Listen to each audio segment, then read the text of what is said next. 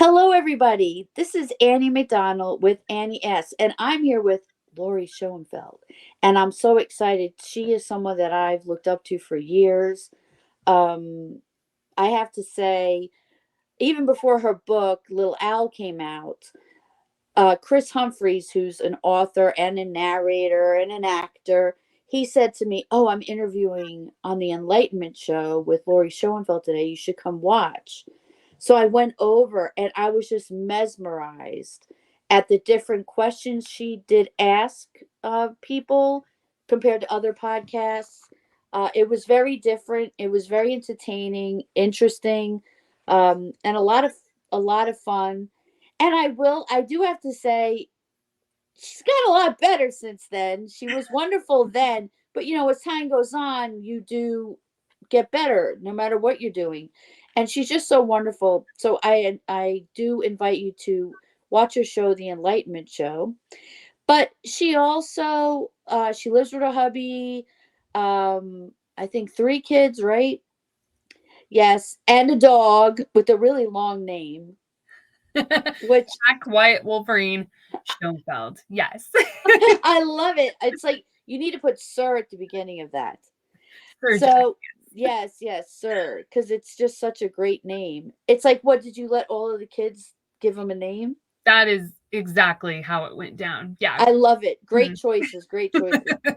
Okay, so and it sounds like something you would do because you're very generous of heart and spirit. So, all right. So, welcome to Well Read Magazine's podcast, which is over at the YouTube channel. And this is all thanks to Mandy Haynes's founding the Well Read Magazine, which has become a sensational magazine for authors to advertise in and to be written in. And she gives out awards and has all kinds of people entering for their poetry and prose, which is just a wonderful thing. I love doing this for the magazine, so I'm very grateful to her. And what I do is I choose authors or anyone in the literary field that shines an extra light, that goes beyond the the word.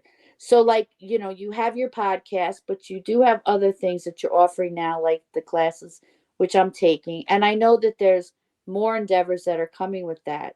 So welcome to the show. But could you please tell everybody more about Little Owl, first of all, but also what your new endeavor is? Yes. Thank you so much for having me, Annie. It's such always a pleasure to see you and your smiling, beautiful face. Oh, you too. I'm so excited. Like, I don't know what to do with myself. Pinch, pinch. Throw your Oh, hands in the air like we don't yeah, care. yeah, yeah, exactly. Little Owl is a psychological thriller about a mother who is trying to build stability and consistency in her own home and family, but she's plagued with PTSD and from childhood abuse.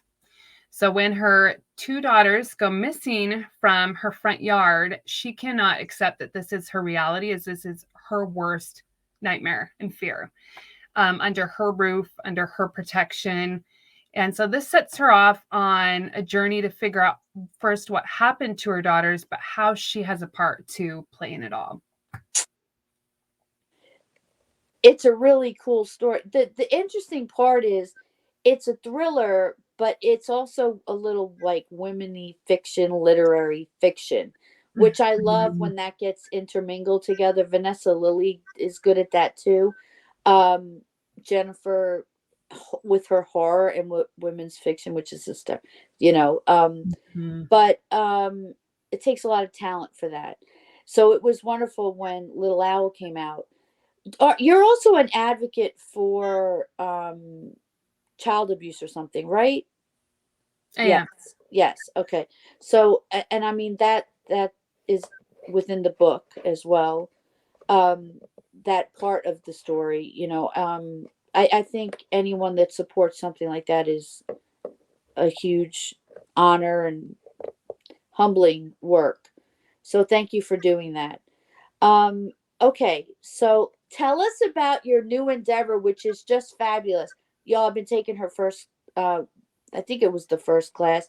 And I mean, first class, really? No. It doesn't feel like it.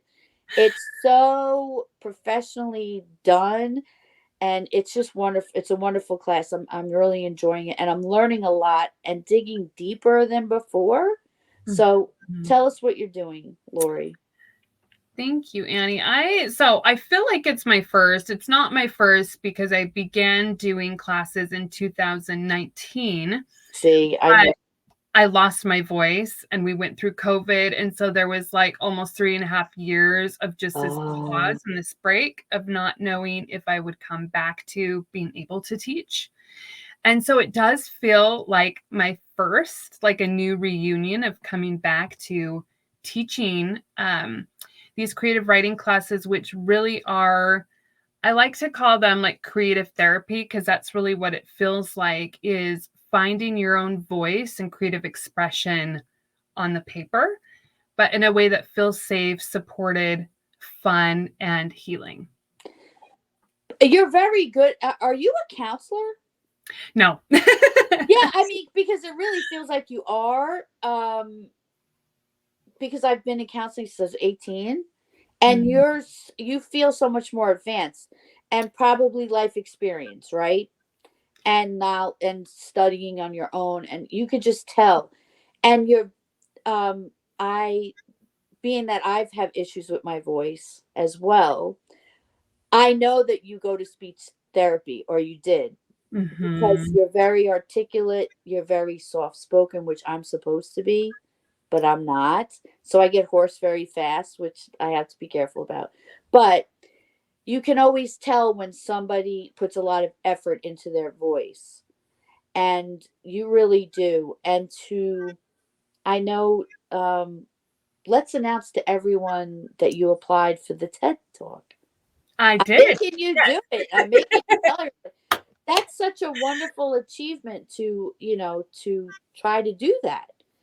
And I think that they would be so lucky to have you give a talk on such a subject, Thank you. because you took it very seriously, the not talking. Not Yes. everybody does that, even though they're not supposed to, or they're supposed to slow down or whatever. You know, you take very good care, which reminds us when we're in your class to do the same. Because you always say rest, rest. Then that's very good. Um, so I honor that about you. That's one of the things that I think you shine for. So, and I think if they say no to the TED Talk this time, you can just do it anywhere, and we'll all be listening. But I do hope that they say yes. Um, but you're teaching classes, but that you're going to have a book club now too. I mean, it's just outrageous all that you have. It was like it came out of like, ooh, she's been in the cave and she's planned this, and this is exciting. Mhm. Um, so yeah, you definitely shine a light on the literary world in so many different ways. So I, my friend Amory Nieves always gets me Vanity Fair magazine, and I've been in love with it for years. And my favorite part of it is their Proust questionnaire. And the reason that I like it so much is you learn so much about the actor or actresses, that's what it usually is there, character, which is fun. But I didn't know that it can also be used for authors who get a new character and say, I really don't know who they are. I don't know everything about them. And you can build their your character by asking these questions of them. So this is kind of like a lesson in like both ways. So we're going to learn a little bit about you right now. I'm going to ask 10 to 12 questions. If you want to pass, just say pass. That's up to you. Because maybe it's a question you don't have an answer for or can't think of right away. Okay. The first one is, what is your idea of perfect happiness? Oh, wow. Just creatively being abundant, which can be Mm. um some days it's being with my kids and being and playing wonder with bubbles and water at a water park. Some days it's walking my dog and looking at a sunset. I love sitting at my desk. I love candles. I always like candles when I'm That's so doing beautiful. anything creative. um, That's wonderful. but I would just say then just sitting in the moment of being, whether it's with myself, whether it's with my kids, my dogs, my friends, my clients, just being in that moment feels like bliss and joy to me. That sounds like you 100% because when you give of your time to somebody, you know you're 100% there in the moment, which is just wonderful. And I mean that's one of the things I love about you.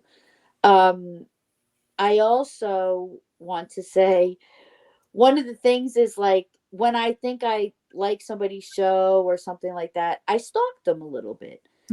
Right? And like you were like dressing up with your kids on their birthday and doing hunting, and you do a lot of very fun creative things with your family, your kids, and it's just so wonderful to see a mother so engaged like that in wonderment, like you say. That's such a great way to be and to teach them. So yeah, like I already knew because before I recommend something or somebody, I want to make sure like, oh yeah, I like everything they're doing. They represent a lot of great things, blah blah blah. You do your So research, Annie. I Yes. do I do my that is true. That is true. Um I call it stalking, you call it research. Basically And the same that's a thing, good but right? that's a nice way to put it.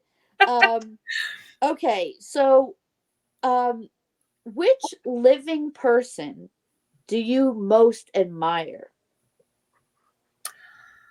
Oh, I would say Julia Cameron. She's the author of The Artist Way. And she's really the one that got me started in writing creatively, but learning how to let go and just put my heart on the paper without filtering or editing to just lay my soul, as you would say, on paper. And that's been, gosh, I've been doing her Artist Way morning pages for about 6 years now. And it's just been very awe-inspiring to see new pieces of myself and be in the space of letting go. That's so funny because she's coming out in you because I in your class I'm writing about things I've never written about. Yes. Like Yes. even things that are happening right now. Like I just said like when the love letter to ourselves today, I said, "Why have I never written about this?" So you it's yes, that's awe-inspiring that it's coming through like that. Without it coming through this it's you know, like you're obviously different.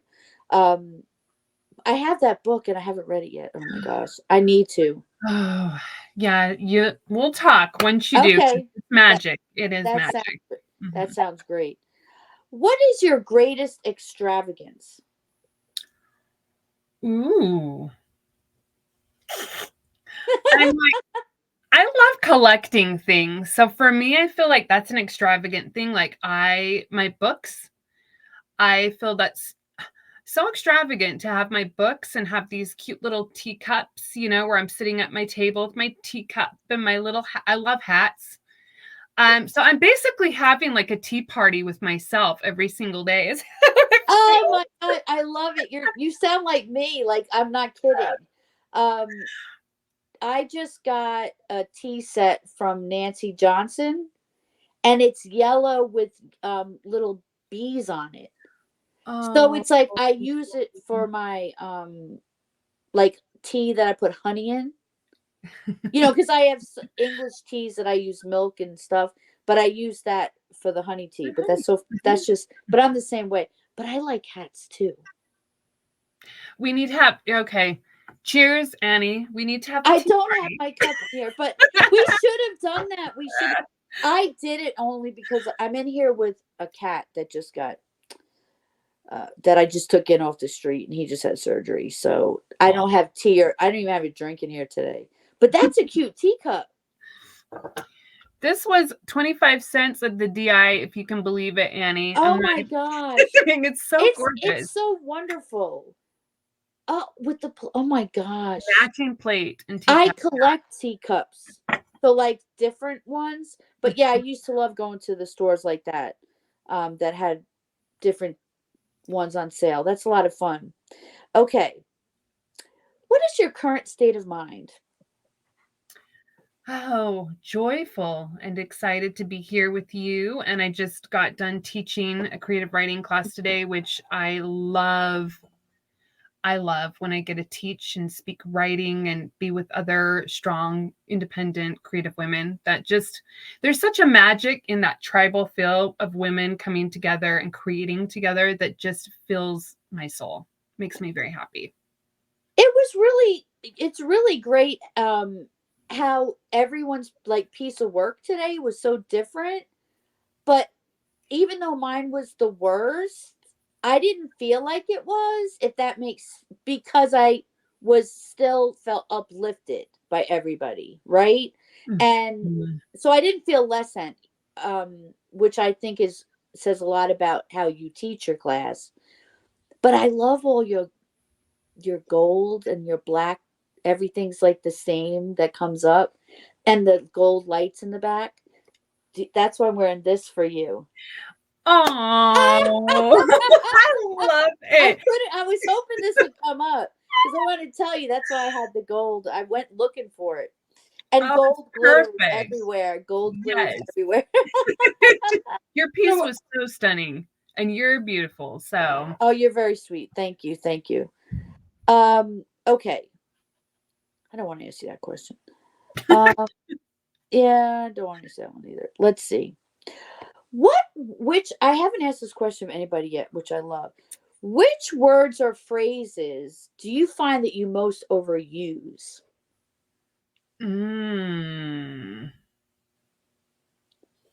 words or phrases. I I know. love that because I actually am like, I'm like stumped. You're gonna want to say pass. You can pass, but I'm gonna tell you one you always say. Honestly, that's such a great question that I just don't even. I'm like, I'm thinking of love, like, and Yes. light. Love and light are probably the things that I use often in like my sentences or my messages to people because I do just love very fiercely. And Yeah. I also love sunshine and I love light. So that seems to pop up a lot in my conversations too. So probably It, those two. that's what I was gonna say. I was gonna say you're always talking about love and light. That's so funny. So yeah, Okay. it's right answer. Ding ding ding ding ding. Yeah, Yes. you nailed it. You got it right. 3 point. Okay, so this to me is always a hard question, but that's why I like asking it. When and where were you the most happiest? Where am I the most, or where? No, when and where were you the most, or where were you the most happiest? Like it could be any time in your life. Like, oh, when I was 5, I was like somebody said when I was 16 and I didn't have like to pay bills yet. You know what I mean? So, Mhm. Yes, I love that because I actually can feel it and smell it right now. I had when I was 12, there was this rose bush that was like big enough that I could creep into the middle and I would sit in the middle and I felt like in the space nobody could see me. So there was that and I loved that. But I felt so special being surrounded by all of these roses and it felt like almost like a little secret garden that was just for me that didn't get to be for anybody. oh, That was probably one of my favorite things as a kid, like my safe space, which I didn't have many of those growing up. And so that meant that was super special to have that little rose garden. That's just my. I love that. And that explains a lot about who you became. Like for your kids, like you create these gardens for them. these places, these spaces. You can see that that's followed through. That's really Thank that's really neat. you. Thank you. That just almost made me cry. Wow. Um Look, you're very talented, so I'm going to have to ask you this. Which talent would you most like to have? Because you have so many. So, like, what would you want other than the talent you do have, if you had one? I have always wanted to rock climb, but I don't have like my fingers, my grip. I really struggle with grip, but I've always wanted to be able to just learn how to Well, rock climb and have that grip and be able to just feel that endurance and that inner body strength. right. That's on my bucket list. Have not done it yet, but it would be cool. I think you could get gloves probably to make you like stick. I But don't know. I get like Annie, I don't know. I get like sweaty with my hands all the time. Oh, And so even with gloves, like that moisture with would gloves, the yes. slide factor, Well, it's a thing. I don't well, know. good luck with that then. I drop everything. I drop everything because of neuropathy, so I know I would fall right down. Like no matter what, no matter what, I would definitely drop myself. But Mm. that's really interesting. Um, if you could change one thing about yourself, what would it be? My overthinking. That's a good answer. Hmm. I think a lot of us have that, right? That's a good answer though. But I never would. I do sometimes pray to stop the overthinking. So that's very interesting. Some of us have minds that just race. Um, okay. Hmm. What do you consider your greatest achievement?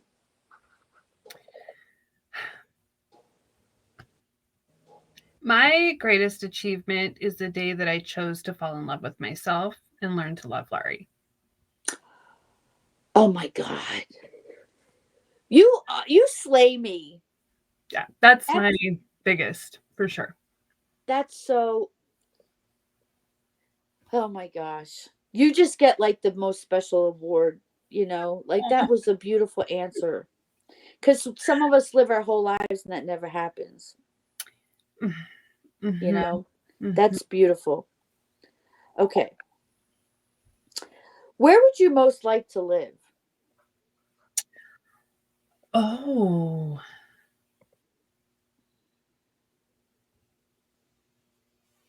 Don't say the rose bush. I'm just kidding. yeah, You could, Alice you in could. I'm just Wonderland.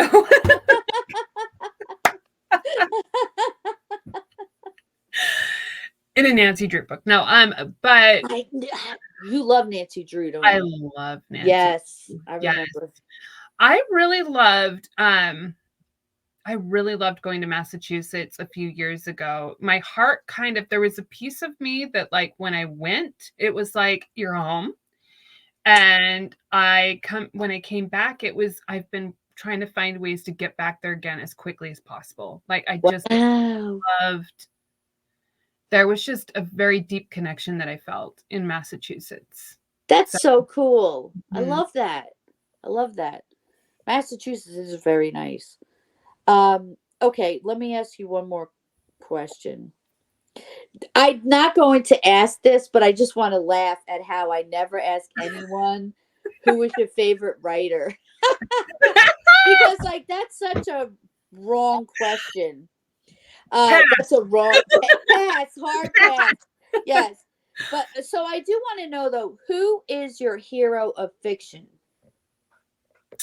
I think you just told us, didn't you? Nancy Drew. And Nancy Drew is my favorite because at 11, she was the person, the strong female protagonist that really asked me and offered me questions of looking at the mystery behind the mystery. So being curious, being willing to ask the questions. It's okay to be loud and inquisitive and smart and curious and all of those things that I oftentimes as a kid was told was not okay to be. Nancy told me different. right, So I love that. I love that. And I love that, like, that was at 11. That's just a wonderful age to learn that stuff. Mhm. So, I'm done with the Proust questions. I want to ask you like three rapid fire questions, which are just off the cuff questions that I think of. So, I do always ask this one because it's funny. Okay, yellow light, speed up or slow down? Speed up. I did not expect you to say that. I love that. That's so funny. That's so funny. Okay. So you're invited to a Christmas party. Do you wear red or green? Red. Red. Mhm. Wonderful. You are going out to do your shopping. Do you wear makeup or no makeup? No makeup. There you go. That's that. I like that answer too. Because not there's some people that won't leave the house without their makeup on. I usually always have lipstick on, but Me too. Yep. yeah, that's Mhm. like my thing. To feel feminine. So Yep. I did the lipstick and I put on a hat. I'm a hat girl too. Like for Panda Moon with their announcement on getting my book, they wanted a fun picture.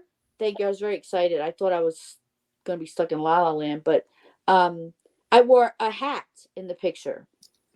Um because they said make it a fun picture That's because you're fun. So that's what I did. perfect for you. Yes. Thank you. Lauri, you have been such a delight, and I can't wait for all of this to come out because like 10,000 subscribers or readers are going to learn more about Lauri than they already knew. And it's been such an honor to have you on, and I thank you for taking the time today to talk with me and to be my teacher and friend.